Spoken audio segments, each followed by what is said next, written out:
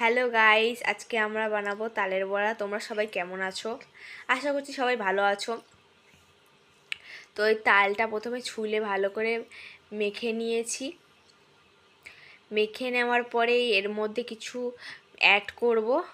এখানে যেমন ময়দার গুঁড়ো নিয়েছি আর এই যে সুজি নিয়েছি। সুজি নেওয়ার পরে ভালো করে আর কি এটাকে মাখিয়ে নিতে হবে নুন দিয়ে। এটা মা বানাচ্ছে, আমি ভিডিও করছিলাম। আমি তালের বড়া বানানো শিখছিলাম, আমি বানাইনি কখনো, তো দেখছিলাম রেসিপিটা। তোমরা দেখো, দেখতে থাকো। এবার পরিমাণ মতন চিনি দিয়ে দেবে। তোমরা যতটা আর কি যে যেরকম মিষ্টি খাও, আমাদের বাড়িতে যেমন সবাই একটু কম মিষ্টি খায়, তাই আমরা কম চিনি ইউজ করেছি। তোমরা যদি চাইলে বেশিও দিতে পারো। এর ভালো করে মা মাখিয়ে নিচ্ছে। এরপরে নুনটা দিতে মনে ছিল না, তার নুনটা আবার এখন অ্যাড করে নিচ্ছে। তালের বড়া খেতে ইচ্ছা করছিল বলে মাকে বলেছিলাম, তাই মা বানিয়ে দিচ্ছে। আমি যখন বাপের বাড়ি ছিলাম তখন তো আমার মা বানিয়ে খাওয়াতো। তো এইখানে এখন শাশুড়ি মাই আমাকে বানিয়ে খাওয়াচ্ছে। মাখা হয়ে গেছে, এখন কড়াইতে তেল গরম করতে দিয়েছে। তেল গরম হলে একটা একটা করে দিয়ে দেবে।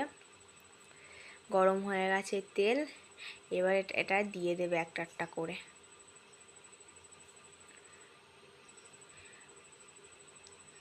দেখতেই পাচ্ছ কিভাবে ভাজতে হয়। আমি জানি না যে কি কি অ্যাড করে এটাকে মাখাতে হতো, তো এই মা ভাজছে, আমি দেখছিলাম।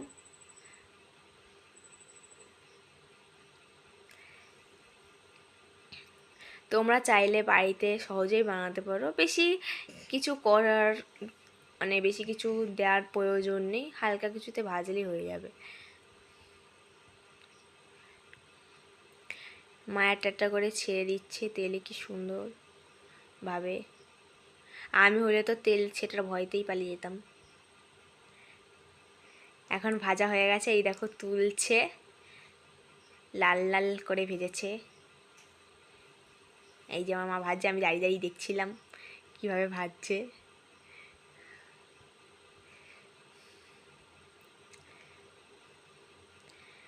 তাই যে এখন নামাবে আর কি।